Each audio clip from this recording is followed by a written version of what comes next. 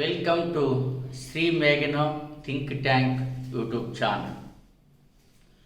మిత్రులారా, general studies 50 days ప్లాన్లో భాగంగా 100 టాపిక్స్, 100 వీడియోస్, 100 టెస్ట్ సిరీస్ను ఫ్రేమ్ చేసి ఆల్రెడీ ఒక డెమో వీడియో ప్రణాళిక ఏ విధంగా ఉంటుందో చెప్పడం జరిగింది. అందులో video number 8. So video number 8లో టాపిక్ స్వదేశీ ఉద్యమం నుండి లక్నో ఒప్పందము 1916 వరకు. మీకు అందరికీ తెలుసు, జనరల్ స్టడీస్లో వెరీ ఇంపార్టెంట్ ప్రామినెంట్ రోల్ భారత జాతీయోద్యమము, ప్రత్యేకంగా ఆంధ్ర జాతీయోద్యమంతో కలిపి చదువుకోవాలి అని సిలబస్లో ఉంటుంది. జనరల్ స్టడీస్లో 7 నుంచి 10 మార్కులకి ఈ సబ్జెక్టు నుంచి వస్తుంటాయి. మనం కాస్త జాగ్రత్త వహిస్తే 100% మార్కులు తీసుకురావచ్చు. సో లెసన్లోకి వెళ్దాం. సో ఇది క్లీన్ చేసేస్తున్నాను, ఆల్రెడీ చెప్పాను కాబట్టి టాపిక్ చూద్దాం. స్వదేశీ ఉద్యమము నుండి లక్నో ఒప్పందం వరకు అన్నారు. ఈ టాపిక్ని ఎందుకు ఎంచుకున్నానంటే డెఫినెట్గా ఒక బిడ్డకి అవకాశం ఉంటుంది ఆ ఏరియాస్ నుంచి. స్వదేశీ ఉద్యమం, దీన్ని ఏమన్నారంటే నేపథ్యం ఏమిటి, ఎందుకు ఈ స్వదేశీ ఉద్యమం అనేటువంటిది వచ్చింది, what is the reason. Next స్వదేశీ నేపథ్యంలో, ఆ ఉద్యమ నేపథ్యంలో మోడరేట్స్, మితవాదులు, అతివాదులు పోషించినటువంటి పాత్ర, ఈ స్వదేశీ ఉద్యమం యొక్క విస్తరణ,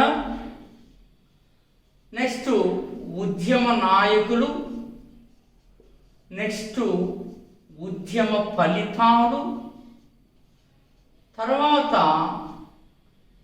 ఆ యొక్క చరిత్ర, నెక్స్ట్ కోర్స్ నేషనల్ మూవ్మెంట్ పైన ప్రభావము, ఇవి మనం ఈ పాఠంలో డిస్కస్ చేస్తూ అటు తర్వాత ఏం జరిగిందో చూద్దాం. స్వదేశీ ఉద్యమము లేక వందే మాతర ఉద్యమం లేక బెంగాల్ విభజన వ్యతిరేక ఉద్యమం అని 3 పేర్లు పిలుస్తారు. లార్డ్ కర్జన్ వైస్రాయ్గా ఉండగా బెంగాల్ విభజన చేయాలనే నిర్ణయానికి రావడం జరిగినది.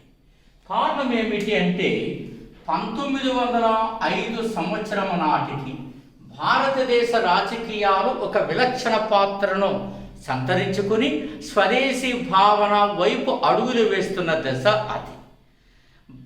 భారతదేశపు నాయకులలో పెరుగుతున్న అసంతృప్తి, తిరుగుబాటు నేపథ్యాన్ని దృష్టిలో ఉంచుకుని భారత జాతీయ కాంగ్రెస్ 1885లో ఏఓక్యూమ్ ఎట్లా ఏర్పాటు చేశారో 1905 సరిగ్గా 2 దశాబ్దాలు గడిచేసరికి భారతదేశ రాజకీయాలు వినూత్న శైలిని సంతరించుకున్నాయి.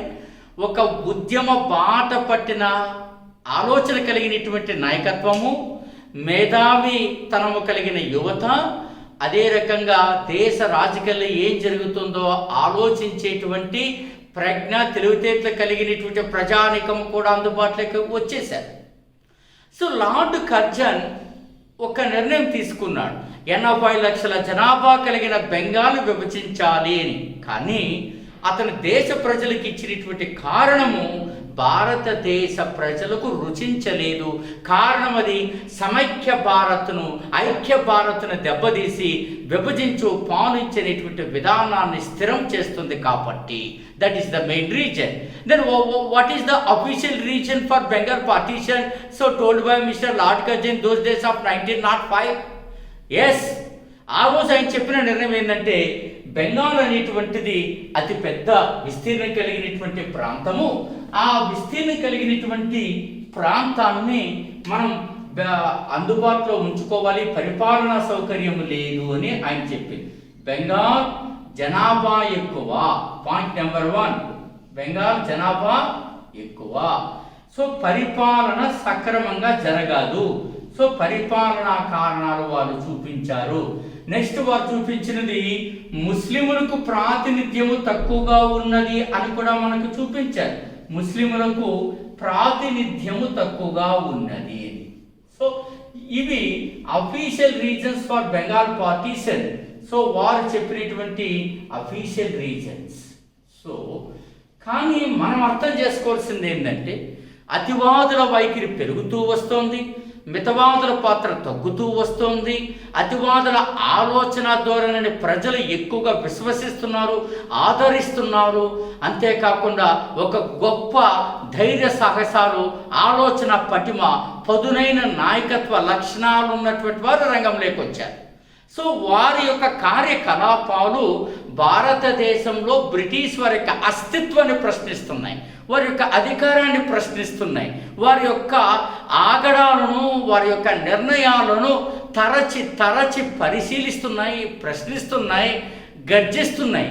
ఈ నేపథ్యంలో లార్డ్ కర్జన్ మొట్టమొదటిసారిగా 1905 సంవత్సరం జూలై 4వ తారీఖున బెంగాల్ విభజన నిర్ణయాన్ని ప్రకటించడం జరిగినది. దిట్ ఈస్ ద మోస్ట్ ఇంపార్టెంట్ అండి. బెంగాల్ విభజన నిర్ణయం ఎప్పుడు ప్రకటించారంటే జూలై 4, 1905. దాంతో ఒక్కసారిగా అతివాదుల ఆలోచన సరళిలో, కార్యక్రమంలో, ఆలోచనలో, నడతలో సో ఒక ధైర్య సాహసాలు కనిపించాయి, ఒక రకమైనటువంటి అగ్రెసివ్నెస్ కనిపించింది. ఇది కూడదు, ఆ సమైక్య భారతదేశాన్ని, ఐక్య భారతదేశాన్ని, సంస్కృతి విలువలు కలిగినటువంటి ఈ దేశ జీవన విధానాన్ని విచ్ఛిన్నము చేయడానికి ఈ బ్రిటిష్ వారు పన్నిన అత్యంత దారుణ ఆకృత్య కుట్ర ఇదని చెప్పి అతివాదులు పేర్కొనడం జరిగినది.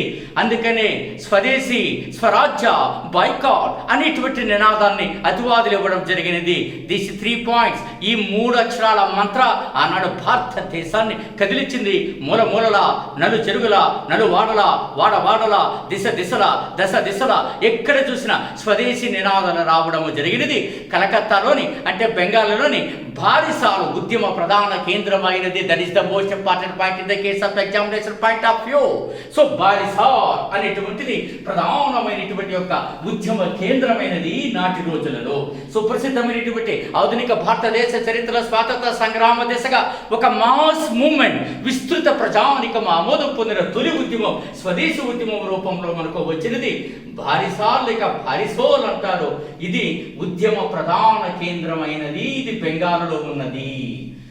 సో మితవాదుల పాత్ర క్రమంగా తగ్గుతూ ఎక్స్ట్రీమిస్ట్ అతివాదులు అనేటువంటి వారు రంగంలోకి రావడం జరిగినది. వారు ఇచ్చినటువంటి డైలాగ్ ఏమిటి? స్వదేశీ, స్వరాజ్య, బాయ్కాట్ అనేటువంటి నినాదం వాళ్ళు ఇవ్వడం జరిగినది. ఈ 3 అక్షరాల మంత్ర ఆ రోజులలో భారత ప్రజానికాన్ని ప్రభావితం చేసినది. బాయ్కాట్ అనేటువంటి ఈ పదాన్ని మొట్టమొదటిసారిగా కృష్ణకాంత్ మిత్ర, కేకే మిత్ర సో ఆ పదాన్ని తొలిసారిగా వాడడం జరిగినది. ఈ పదం అమెరికా విప్లవం నుండి గ్రహించడం జరిగినది. So K K Mitra was first coined the term boycott. Now come to the point my dear gentlemen. ఈ నినాదంతో అతివాదులు దూసుకురావడం జరిగినది. బాలగంగాధర తిలక్, అరవింద్ ఘోష్, బంకించంద్ర చటర్జీ, బిపిన్ చంద్రపాల్ వీరంతా కూడా రంగంలోకి వచ్చారు. వీరి కాకుండా మొట్టమొదటిసారిగా అత్యంత విస్తృతమైనటువంటి యొక్క ఆలోచనలు కలిగిన మేధావులు కూడా ఈ రంగంలోకి రావడం జరిగినది. ఎగ్జాంపుల్ రవీంద్రనాథ్ ఠాగూర్ మొట్టమొదటిసారిగా ఆయన గట్టిగా స్పందించారు.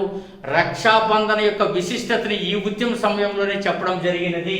అందుకని రవీంద్రనాథ్ ఠాగూర్ ఈ దేశ స్వాతంత్ర సంగ్రామంలో కవి అయినప్పటికీ తన కళాన్ని ఖడ్గంగా మార్చి బ్రిటిష్ కుత్తుకులు తెగ్గోసేటువంటి ప్రయత్నం చేయడం జరిగినది. రక్షాబంధన ఆయన పాటించారు. శాంతినికేతన్ ఒక అద్భుత విశ్వవిద్యాలయాన్ని స్థాపించడం జరిగినది. ఆత్మశక్తి పేరుతో ఒక గొప్ప ఆలోచన అక్షర తరంగాన్ని ఈ భారత ప్రజానికానికి అందించి ఆ యొక్క అక్షరాల ద్వారా భారతదేశ హృదయాలను, మనసులను, శరీరాలను కదిలించి విదిలించి భారత స్వాతంత్ర సంగ్రామ సాధనలో పాలు పంచుకోవడానికి ఒక గొప్ప ఉత్సాహాన్ని, ప్రేరణ ఇవ్వడం జరిగినది రవీంద్రనాథ్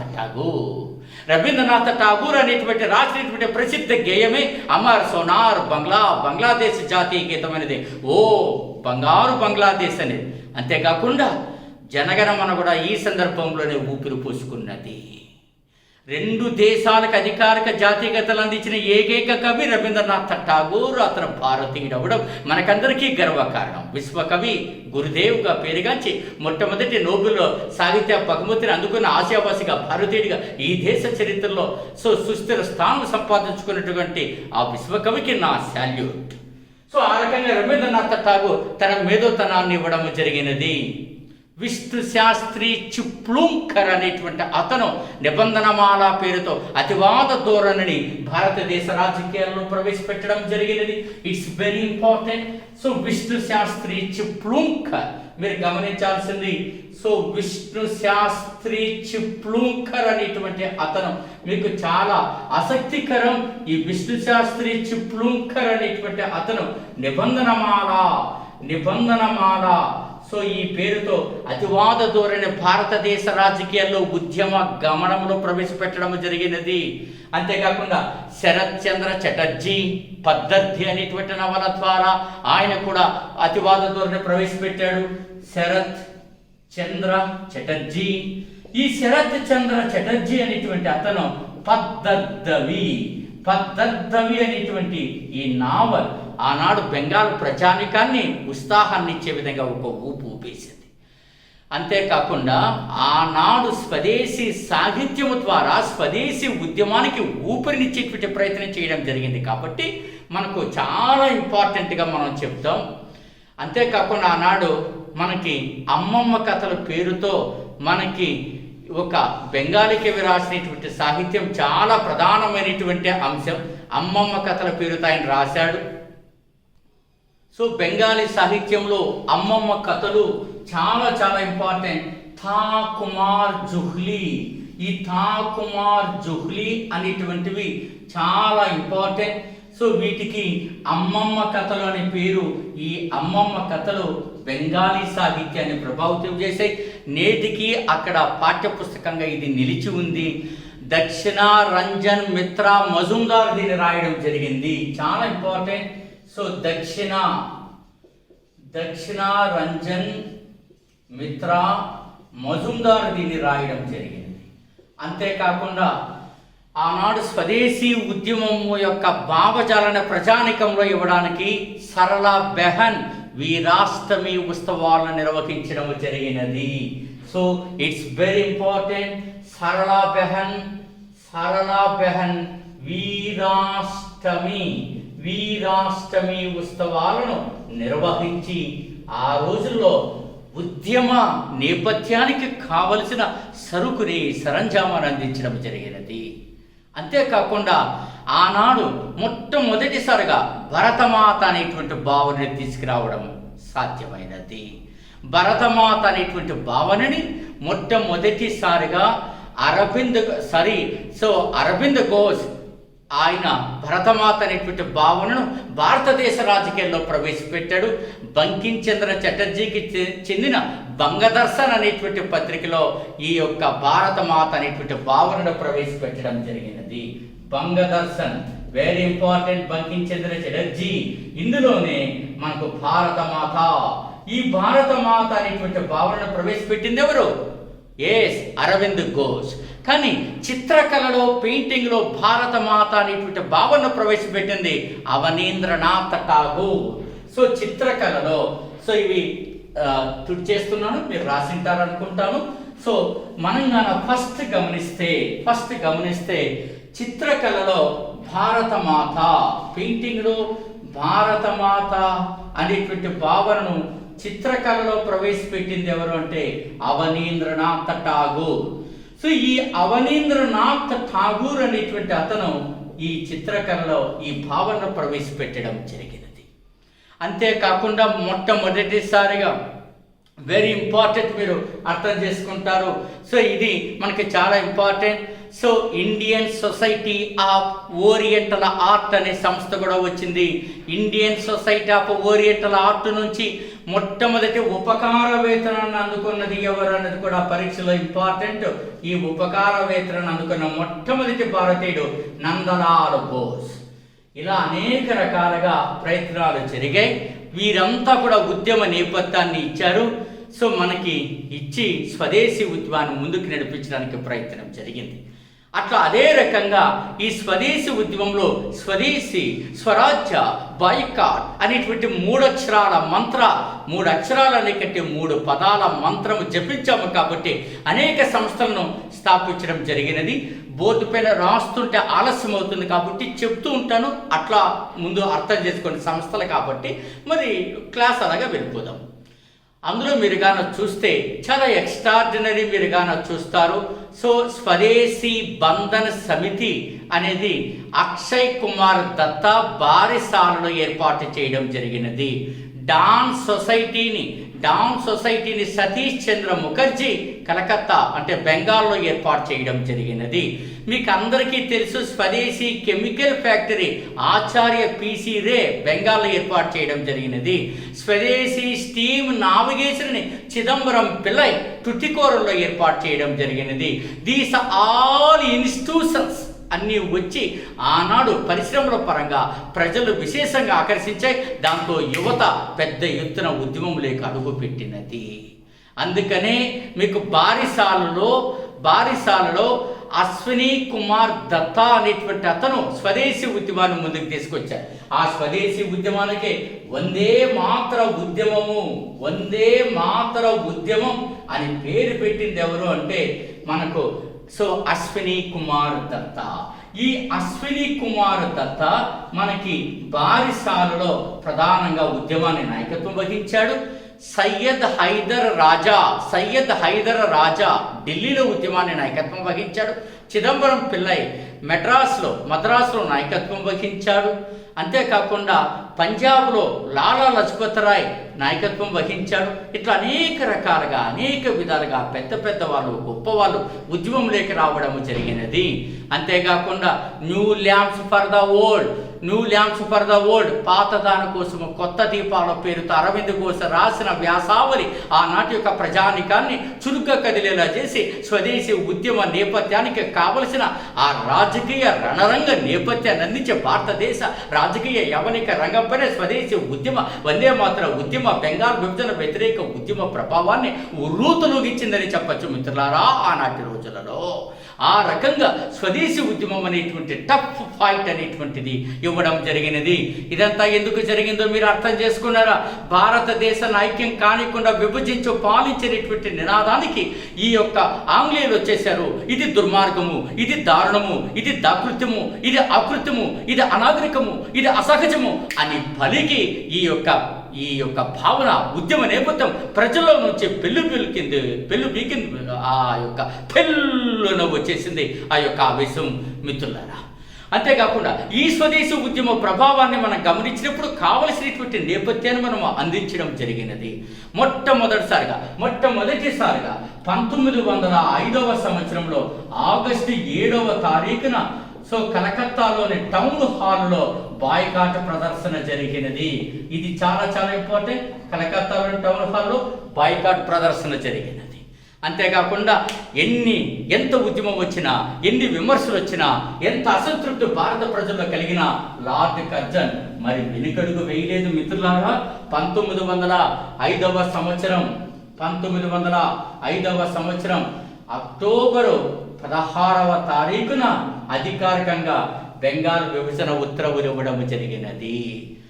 అందుకని అక్టోబర్ 16 ఏమంటారంటే జాతి శోక దినము, జాతి సంతాప దినము అని కూడా పేర్కొంటారు. అక్టోబర్ 16ని ఈ రకంగా పేర్కొంటారు 1905. కానీ నిర్ణయాన్ని ప్రకటించింది ఎప్పుడు? 1905 జూలై 4 పాఠం ప్రారంభంలో చెప్పడం జరిగినది. ఈ రకంగా పెద్ద ఎత్తున ముందుకు రావడం జరిగినది.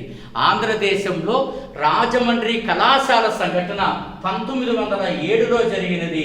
ఈ రాజమండ్రి కళాశాల సంఘటన అనేది అత్యంత ప్రధానమైనది. ఈ రాజమండ్రి కళాశాల సంఘటన ఆంధ్రదేశంలో వందే మాతర ఉద్యమాన్ని ఉర్రూతలూగించింది, ఒక్క ఊపు తెచ్చేసింది. బిపిన్ చంద్రపాల్ రాజమండ్రిలో ఇచ్చిన ప్రసంగం ప్రజలను బాగా ప్రభావితం చేసింది. గోదావరి నది ఒడ్డున ఆ యొక్క ప్రసంగం వింటూ ఉంటే అవునా ఆ అశేష జనవాహినిలో, అందుకనే ఒక దశలో అనుకున్నారట బెంగాల్ కంటే కూడా ఆంధ్రలో స్వదేశీ ఉద్యమం ఎక్కువగా ఉందనేటువంటి భావన ఎక్కువగా వచ్చేసింది. కారణం ఏంటంటే ఒడిశాలో ఉండేటువంటి గంజాం జిల్లా కూడా మనం ఈ బెంగాల్ విభజన జరిగితే అటు వెళ్ళిపోతుంది. ఆ భావన కూడా ఆ రోజుల్లో పెద్ద ఎత్తున ఒక విప్లవం రావడానికి కారణమైంది మిత్రులారా. ఆ రకంగా స్వదేశీ ఉద్యమం భారతదేశ రాజకీయ రంగానికి ఎక్కువ ప్రాధాన్యత ఇచ్చింది. The first mass movement in India. Mass movement అంటే విస్తృత ప్రజాదరణ కలిగినటువంటి ఉద్యమం. సో అంతేకాకుండా ప్రజలను అట్టడుగు వర్గాల ప్రజలు కూడా చైతన్యం తీసుకొచ్చింది. ఈ రకంగా వందే మాతరం ఉద్యమంలో చాలా ఎక్కువ వచ్చింది. అతివాదులు సక్సెస్ అయ్యారని కూడా చెప్పచ్చు. బాల గంగాధర తిలక్ విస్తృతంగా అరవింద్ ఘోష్ పాల్గొన్నారు. అంతేకాకుండా మీకు ఇందాక చెప్పినట్టుగా బిపిన్ చంద్ర పాల్, బంకించంద్ర చటర్జీ ఈ ఉద్యమ నాయకులు ఒకవైపు అయితే, అదే రకంగా మేధోపరమైన నాయకులు, పారిశ్రామిక రంగానికి చెందిన వాళ్ళు, సాహిత్యపరంగా ఒక్కరేమిటి భిన్న రంగాలతో ప్రభావితమై, అందుకని ఆ రోజుల్లో స్వదేశీ ఉద్యమం రావడం వలన 15% to 25% బ్రిటిష్ ఎగుమతులు తగ్గిపోయాయి. So 15 to 25%. ఆ రకంగా వారిపైన ఎక్కువ ప్రభావం పడుతూ వచ్చింది. సో లార్డ్ కర్జన్ తర్వాత లార్డ్ మింటో 2 ఉద్యమంలోకి వచ్చారు. అందుకని ఈ ఉద్యమంలో ఎప్పుడు లేని 3 వైస్రాయులు ఉంటారు మిత్రులారా. లార్డ్ కర్జన్ 1899 నుంచి 1905 వరకు ఉంటే, 1905 నుంచి 10 మధ్య మింటో 2 అనేటువంటి అతను అధికారంలోకి వస్తాడు వైస్రాయ్గా. 1910 నుంచి 16 మధ్య లార్డ్ హార్డింజ్ 2 ఇతనిపైనే ఏనుగుపైన ఇతను వస్తుండగా బాంబు దాడి జరిగింది. ఇదే ఢిల్లీ కుట్ర కేసుగా పేరుగాంచి 3 వైస్రాయ్లు ఇక్కడ వస్తారు. ఫైనలీ బ్రిటిష్ వారు దీన్ని గమనించడం జరుగుతుంది. గమనించిన తర్వాత ఇక తప్పనిసరిగా ఉద్యమం తీవ్రతరం అవుతుంది.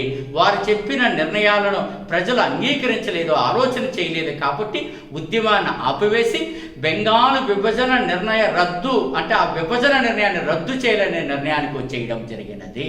దాంతో 1911 డిసెంబర్ చివరి వారంలో ఆ నిర్ణయాన్ని మార్చేయడం జరిగినది. అంటే వారు ఏమన్నారు, బెంగాల్లో జాతీయోద్యమం విస్తృతంగా ఎగిసిపడుతుంది కాబట్టి విభజన చేస్తే దాన్ని తగ్గించవచ్చు అనొచ్చు. కలకత్తాకు ధీటుగా ఢాకాని ఒక పొలిటికల్ సెంటర్గా చేయాలన్న ఆలోచన కూడా వారిలో వచ్చింది. బెంగాల్ బ్రాహ్మణులు మేధోపరంగా, సాహిత్యపరంగా, ఉద్యమపరంగా ముందున్నారు కాబట్టి ఈవెన్ సురేంద్రనాథ్ బెనర్జీ లాంటి మితవాద నాయకుడు కూడా విస్తృతంగా ప్రజల్లో తిరిగి ప్రచారం చేశాడంటేనే ఈ స్వదేశీ ఉద్యమం ఎంతగా ఇన్ఫ్లుయెన్స్ చేసిందో చూడండి. అందుకని బెంగాలీ బ్రాహ్మణులు కట్ చేసేస్తే వారి యొక్క ప్రాధాన్యం తగ్గుతుంది. సో మరి ఒరిస్సా నుంచి, అదే రకంగా బీహార్, ఇతర రాష్ట్రాల బ్రాహ్మణుల ప్రాధాన్యం పెరుగుతుంది. ఆ రకంగా బ్రాహ్మణులు కూడా చీలికి తీసుకురావచ్చని, అంతేకాకుండా ముస్లింలకు మేమేదో చేసేస్తున్నామని భ్రమ కల్పించడం ద్వారా డివైడ్ అండ్ రూల్కి ఒక గొప్ప ప్రాధాన్యత ఇవ్వచ్చు అని వాళ్ళు ఆలోచన చేసుకున్నారు. నిజానికి 1909 మింటో మార్లే సంస్కరణ ద్వారా ఆ ప్రయత్నం వాళ్ళు చేయడం జరిగింది. సో ఎన్ని కారణాలు, కానీ Mirza Ghulam Hussain Bengal popular Muslim leader, he was opposed Bengal partition even though he is Muslim. So అతను ముస్లిం అయినప్పటికీ బెంగాల్ నిర్ణయాన్ని, ఆ విభజన నిర్ణయాన్ని వ్యతిరేకించడం జరిగింది. ఇమాం చోటాబాయ్ అతను కూడాను, అంతేకాకుండా Syed Haider Raja, these all are popular Muslim leaders in those days. So ఈ రకంగా జరిగినటువంటి పరిణామాలు. అందుకని ఫైనల్గా బెంగాల్ ఆ విభజన నిర్ణయాన్ని రద్దు చేయడం జరిగినది. భారతదేశంలో, బ్రిటిష్ భారతదేశంలో కలిసి కట్టుగా చేసిన ఒక గొప్ప విజయం ఇది. సో అంతేకాకుండా ఒకవైపు విప్లవ కార్యకలాపాలు కూడా సమాంతరంగా జరుగుతున్నాయి. We are not talking about revolutionary activities during the movement of swadeshi. ఇప్పుడు మనం మాట్లాడుతున్న స్వదేశీ ఉద్యమమే మాట్లాడుతున్నాం. రిజల్ట్ బెంగాల్ విభజన రద్దయింది. కలకత్తా నుంచి వాళ్ళు ఢిల్లీకి రాజధాని కూడా షిఫ్ట్ చేసుకోవడం జరిగినది. అందుకనే 1912లో కలకత్తా నుంచి ఢిల్లీకి రాజధాని మార్చడం జరిగింది. ఇట్లా భిన్న ప్రయత్నాలు చేసుకొని ఆ తర్వాత వెంటనే వారి ఆలోచన ధోరణి మార్చుకొని సరికొత్తగా ఆంగ్లేయులు భారతదేశం పైన పెత్తనం చేయడానికి రావడం జరిగినది. సో వాటిని కూడా మనం కంటిన్యూగా చేస్తూ పోతాం. సో అలా మనం ఆలోచన చేద్దాం. సో స్వదేశీ ఉద్యమం చివరకు చెప్పేశాం. సో ఫైనలీ 1911 డిసెంబర్ 12న బెంగాల్ విభజన రద్దు నిర్ణయం వెలువడింది. ఆనాడు ఇంగ్లాండ్ చక్రవర్తి జార్జ్ ఫైవ్ భారతదేశాన్ని సందర్శిస్తున్న సమయం కూడా. సో ఈ నేపథ్యంలో ఆనాడు లార్డ్ హార్డింజ్ 2 పైన 1912లో చాందినీ చౌక్ వద్ద ఢిల్లీలో ఆయన ఏనుగుపై వస్తుండగా సచిన్ సన్యాల్, రాస్ బిహారీ ఘోష్లు కలిసి వారు బాంబు దాడి చేయడం జరిగినది. ఆ దాడిలో ఆయన బతికి బట్టగట్టాడు. సో దాన్ని ఢిల్లీ కుట్ర కేసుగా పేర్కొంటారు. అదే రకంగా విదేశాలలో 1913లోనే శాన్ ఫ్రాన్సిస్కో, అమెరికాలో ఉంటుంది, గదర్ పార్టీ స్టార్ట్ అయినది. గదర్ అంటే విప్లవం అని.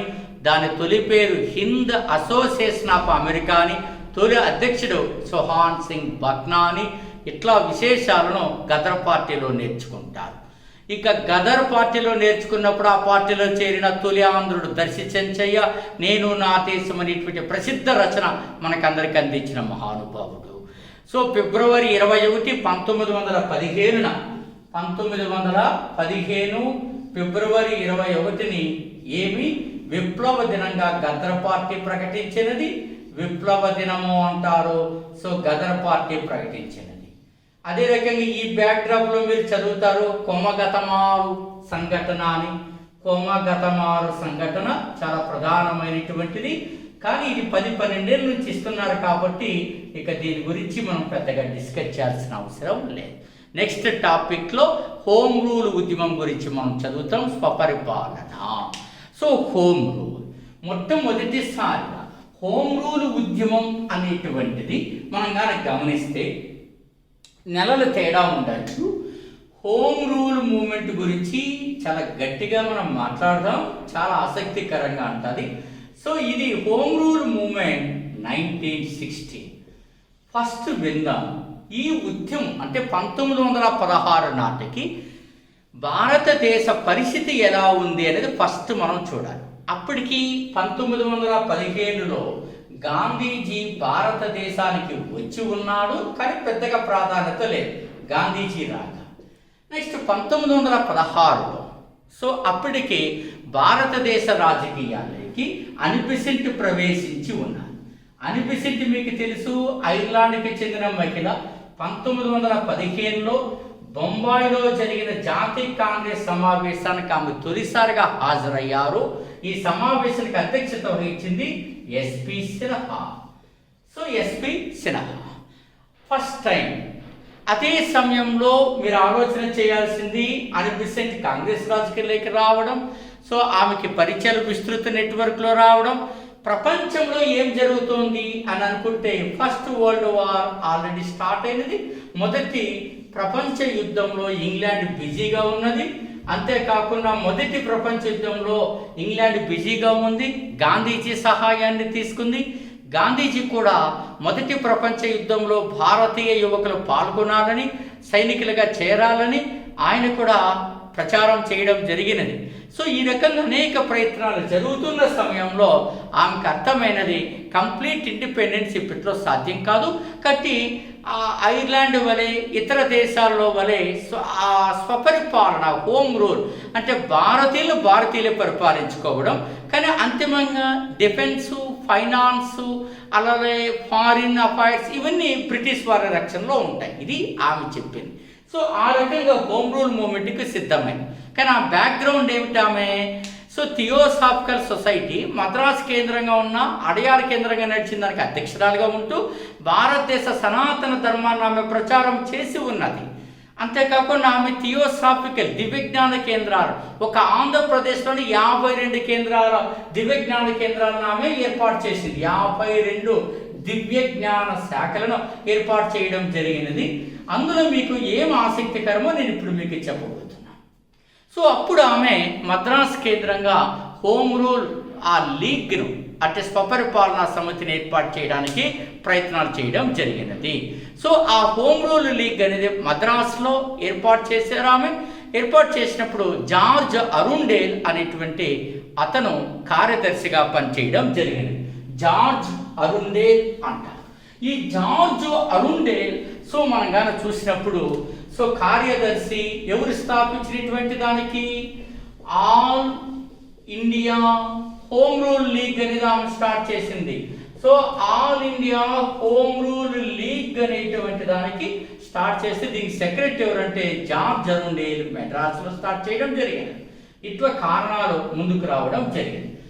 మరోవైపు బాలగంగాధర తిలక్ పూనా కేంద్రంగా హోమ్ రూల్ లీగ్ని ఏర్పాటు చేయడం జరిగినది.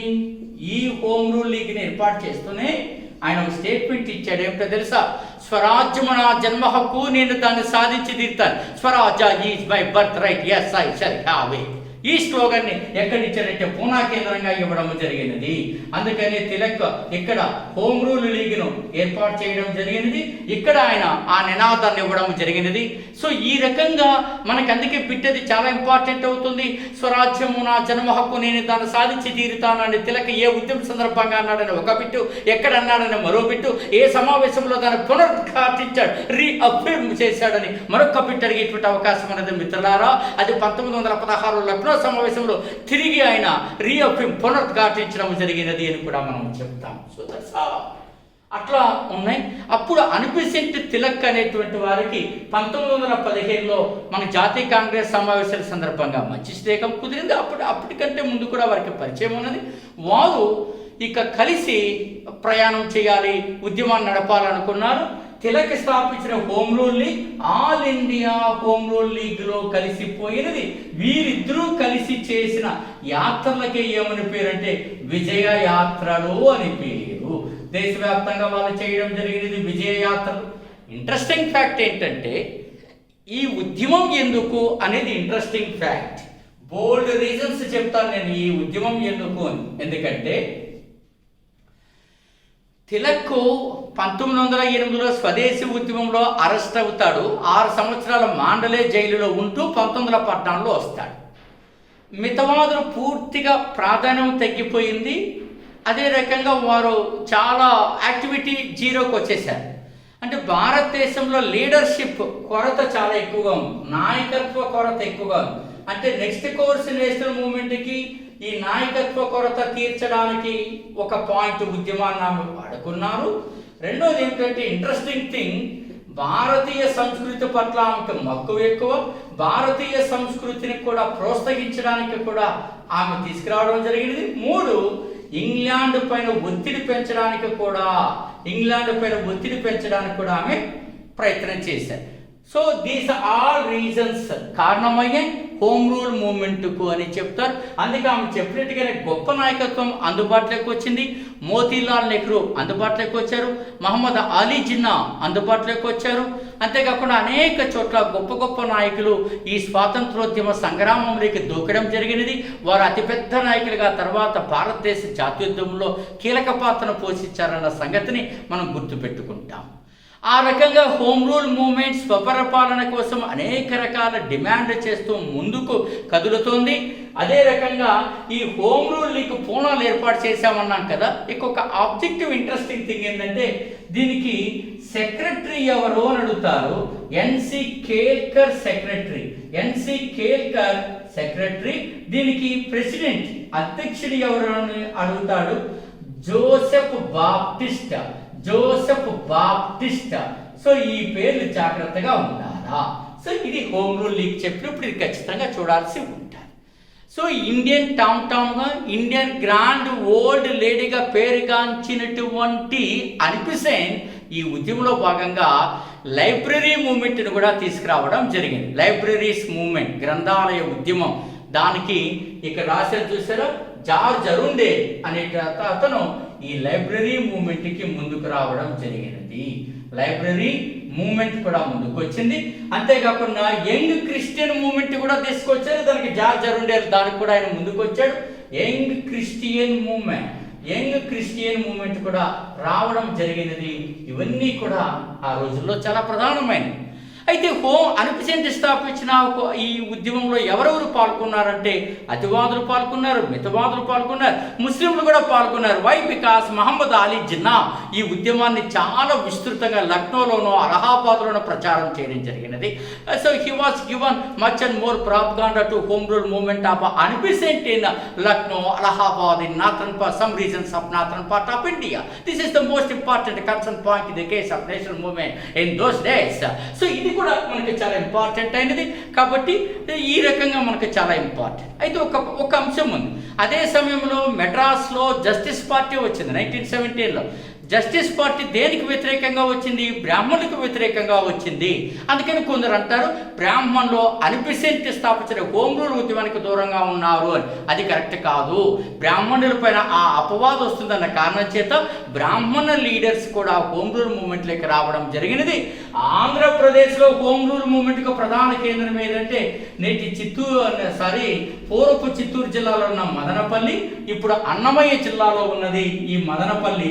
ఇది సో మనకి హోమ్ రూల్ మూవ్మెంట్లో చాలా ప్రధానమైనది. సో అవి what were the results of home rule movement? అందుకనే 1916 మే నెలలో ఈ హోమ్ రూల్ ఉద్యమ ఫలితంగానే ఒక గొప్ప కళాశాల రాయలసీమకు వచ్చింది. అది Besant theosophical college, BT college. ఈ హోమ్ అనిబిసెంట్ సారథ్యంలో స్థాపితమైంది 1916 మే నెలలో. మొట్టమొదటిది మనకు కజిన్స్ ప్రిన్సిపాల్గా స్టార్ట్ అయినది. సో ఆ 1919లో రవీంద్రనాథ్ ఠాగూర్ మదనపల్లికి వచ్చి ఆ కళాశాలను సందర్శించి భారతదేశ జాతీయ గీతమైన జనగణమనకు అక్కడే ఆంగ్ల గీతానికి రూపకల్పన చేశారు. అది చాలా ప్రధానమైనది.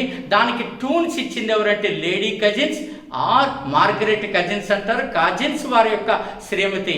ఇదంతా మదనపల్లిలోనే ఉంది. ఒక గొప్ప చరిత్ర మదనపల్లికి ఉన్నది. సో ఆ రకంగా సో ఇది ప్రధానమైనటువంటి కేంద్రం. జాతీయ విద్యా పథకాన్ని హోమ్ రూల్ మూవ్మెంట్లో భాగంగా ఈమె స్టార్ట్ చేశారు. అందులో భాగంగా మెడ్రాస్లో ఒక బెసెంట్ థియోసాఫికల్ కాలేజీని, నేటి అన్నమయ్య జిల్లా మదనపల్లి కేంద్రంగా బెసెంట్ థియోసాఫికల్ కాలేజీని ఏర్పాటు చేసి ఆమె జాతీయ రాయలసీమ విద్యాభివృద్ధికి కానీ అక్కడ సాహిత్య సంస్కృతి పరిరక్షణకు పెద్దపీట వేయడం జరిగింది అనడంలో ఏమాత్రము అతిశయోక్తి లేదు. 1917లో ఆగస్టు 20న మాంటేగు బ్రిటన్ పార్లమెంట్లో చేసిన ప్రకటనతో హోమ్ రూల్ ఉద్యమం ఆగిపోయినది. ఆయన స్వపరిపాలనకు హామీ ఇచ్చారు. బట్ బ్రిటిష్ వారు హామీని నిలుపుకోలేకపోయారు. అది సరిగ్గా నెరవేర్చుకోలేకపోయారు. స్వపరిపాలన పేరుకే ఉద్యమం వచ్చింది తప్ప కానీ దానికి పెద్ద ఆ ఫలితాలు అంత అద్భుతమైన ఫలితాలను సాధించలేకపోయిందని చెప్పవచ్చు. ఈ ఉద్యమ సందర్భంగానే బాలగంగాధర తిలకకు లోకమాన్య అనేటువంటి బిరుదు రావడం జరిగినది. ఇవన్నీ కూడా ఒక గొప్ప ఆలోచనలకు వచ్చాయి. అయితే ఇది అనుకున్నటువంటి స్వపరిపాలన లక్ష్యాలు ఈ ఉద్యమం అందుకోలేదన్నది నెక్స్ట్ లెసన్స్లో కూడా మీరు చూస్తారు. కానీ దాని ప్రభావం మాత్రము అపారము. ఇప్పుడు మనం ఈ టాపిక్లో లక్నో ఒప్పందం వరకు ఉంది కాబట్టి లక్నో ఒప్పందం గురించి కూడా మాట్లాడి ఈ టాపిక్ని ముగిద్దాం. సో మనం లక్నో ఒప్పందంలోకి వెళ్తాం. లక్నో ఒప్పందం 1916. మిత్రులారా, లక్నో ఒప్పందం వచ్చే సమయానికి మీకు ఏం జరిగిందో తెలుసు, ఎందుకంటే పాఠం వింటున్నారు కాబట్టి. మితవాదులు ఆల్మోస్ట్ భారతదేశ రాజకీయ రంగం నుంచి మితవాదులు అవుట్ అయిపోయారు. మితవాదులు ఇంకేమీ లేదు. అప్పటికే గోపాలకృష్ణ గోఖలే, ఫిరోజ్ షా మెహతా లాంటి పెద్దవారి మరణం కూడా సంభవించింది. అంటే తిలక్కు ఎవరైతే అపోజిట్గా తెర వెనక రాజకీయాలు నేర్పిన ఫిరోజ్ షా మెహతా మరి ఇక్కడ లేరు. బొంబాయి సింహంగా పేరుగాంచిన అతను గోపాలకృష్ణ గోఖలే లేరు. మిగిలిన మితవాదుల ప్రాధాన్యము తగ్గిపోయింది, వయసు అయిపోయింది, అంతా అయిపోయింది. అతివాదులు కూడా ఆల్మోస్ట్ దగ్గరకు వచ్చేసారు. కాబట్టి ఇప్పుడు కొత్త తరం రాజకీయాల్లోకి వచ్చేసింది. ఇంగ్లాండ్ మొదటి ప్రపంచ యుద్ధం జరుగుతోంది. ఈ సమయంలో బొంబాయిలో ముస్లిం లీగ్ సమావేశమైంది.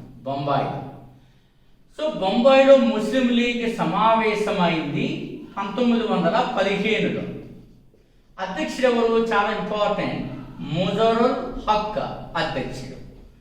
సో అదే సమయంలో 1915లోనే ఐఎన్సి ఇండియన్ నేషనల్ కాంగ్రెస్ సమావేశం కూడా బొంబాయిలో జరిగింది. దీనికి అధ్యక్షుడు ఎవరు? ఎస్పి సిన్హా. ఇందాక పాఠంలో చెప్పారు అనిబిసెంట్ తొలిసారిగా ఈ బొంబాయి సమావేశానికి హాజరైంది. అధ్యక్షత వహించింది 1917 కలకత్తా కాంగ్రెస్ సమావేశం. సో అప్పుడు వీరు ఒకే నగరంలోనే కదా, ఈ లీడర్స్ అంతా తన ఆలోచనలు పంచుకున్నారు. అప్పటికి మనకి ఇంగ్లాండు అనేది ముస్లింలకు కూడా రాజకీయ ఆంగ్లేయులకు దూరంగా జరిగిన పరిణామాలు. కారణం ఏంటంటే కలకత్తా నుంచి రాజధాని ఢిల్లీకి మార్చారు. ముస్లిం ప్రాభం తగ్గింది ఎంతో కొంత. అంతేకాకుండా వారి నిర్ణయానికి తగ్గట్టుగా బెంగాల్ విభజన రద్దు చేయడం కూడా ముస్లింలు కొద్ది మందిలో అసంతృప్తి వచ్చింది. కారణాలు మొదటి ప్రపంచ యుద్ధంలో టర్కీ పట్ల ఇంగ్లాండ్ అనుసరిస్తున్న వైఖరి ఇవన్నీ కూడా కారణాలయ్యాయి. అప్పుడు ఈ సమావేశం జరిగింది, ఆలోచనలు పంచుకున్నారు, బాగుంది. అదే సమయంలో గాంధీజీ దక్షిణాఫ్రికా నుంచి వచ్చి ఉన్నారు 1915లో.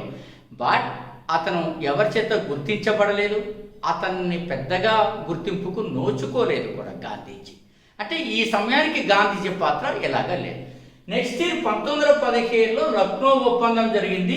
ఏసీ మజుందార్ అధ్యక్షత వహించాడు. అంబికా చరణ్ మజుందార్ అంటారు. అంటే ఇక్కడ ఆలోచనలు ఏవైతే కలబోసాయో ఈ ఆలోచనలకి ముస్లిం లీగ్ ప్రధాన కేంద్రం Lucknow, all India Muslim league party తొలుత అలీగఢ్లో ఏర్పాటు అవుతుంది. తర్వాత లక్నో ప్రధాన కేంద్రం, అక్కడే మీటింగ్ పెట్టారు. అంతర్నాయకులు కలిశారు. దీనికి మహమ్మద్ అలీ జిన్నా, బాలగంగాధర్ తిలక్, సరోజినీ నాయుడు గట్టిగా కృషి చేయడం జరిగింది. పరీక్షలో ఎప్పుడు ఎవరు బాగా అంటే తమ యొక్క పాత్రను బాగా ఎక్స్టెన్షన్ చేశారు అంటే సరోజినీ నాయుడు. అందుకే లక్నో ఒప్పందం ప్రధాన పాత్ర వహించడానికి కారణం సరోజినీ నాయుడు అండ్ బాలగంగాధర తిలక్ అని చెప్తారు. ఆ తర్వాత జిన్నా కూడా కొంత ప్రధాన పాత్రను పోషించడం జరిగింది. కాంగ్రెస్ కూడా ఒక మెట్టు దిగింది. ఏమి? మత ప్రాతిపదికన ముస్లిం లీగ్కు నియోజకవర్గాలు ఇవ్వడాన్ని కాంగ్రెస్ అంగీకరించినది. ఫస్ట్ టైం మతము భారతదేశ రాజకీయాల్లోకి అధికారికంగా ప్రవేశపెట్టబడినది. ఇది ఆ తర్వాత కాలంలో అనేక విపరిణాలకు, దుష్కర్మలకు కారణమైంది. కాబట్టి మత ప్రాతిపదికన, ఇది చాలా ఇంపార్టెంట్. మీరు అనాలిసిస్ చదివేటప్పుడు మత ప్రాతిపదికన మనకి ముస్లింలకు నియోజకవర్గాన్ని కాంగ్రెస్ అంగీకరించడం జరిగినది. ఇది ఒక ముఖ్యమైనటువంటి పరిణామం ఈ లక్నో సమావేశంలో. కాబట్టి ఈ లక్నో సమావేశం విజయవంతమై రెండో కారణం ఏంటి? ఇందాక చెప్పారు, అతివాదులు మితవాదులు కలిసి పోవడం. ఎవరున్నారని కలిసిపోవడానికి? ఇందాకే చెప్పారు, గోపాలకృష్ణ గోఖలే, ఫిరోజ్ మెహతా లాంటి ఉద్దండులు మరణించారు. అంతేకాకుండా ఇటువైపు అతివాదుల అరవింద్ ఘోష్ విత్డ్రా అయ్యాడు, బిపిన్ చంద్రపాల్ విత్డ్రా అయ్యారు, బంకించంద్ర చటర్జీ విత్డ్రా అయ్యారు. Only Tilak ఉన్నారంతే popular లీడర్స్లో. Some of the other prominent leaders ఉన్నారు. వీళ్ళంతా కూడా కలిసిపోవడం జరిగినది. ఒక రకంగా ఇది ఎందుకు చరిత్ర పాఠ్యాంశాల్లో హైలైట్ చేశారు నాకు తెలియదు కానీ ఇది ఒక point. 2 points are very important in the case of Lucknow pact of 1916. ఒకటి, మత ప్రాతిపదికన ముస్లింలకు నియోజకవర్గాలు కేటాయించడానికి కాంగ్రెస్ అంగీకరించింది, దాంతో లక్నో సమావేశం విజయవంతమైనది. సెకండ్ పాయింట్, అతివాదులు మితవాదులు కలిసిపోవడం జరిగినది. ఈ రకంగా లక్నో ఒప్పందం కీలక పాత్రను పోషిస్తూ నెక్స్ట్ కోర్స్ ఆఫ్ నేషనల్ మూవ్మెంట్కి సమాయత్తమైనది. ఓకే, మీకు చివరిగా మళ్ళీ నెక్స్ట్ వీడియోతోటి మరొక మంచి పాటలతో మేము ముందుకు వస్తాం. Thank you.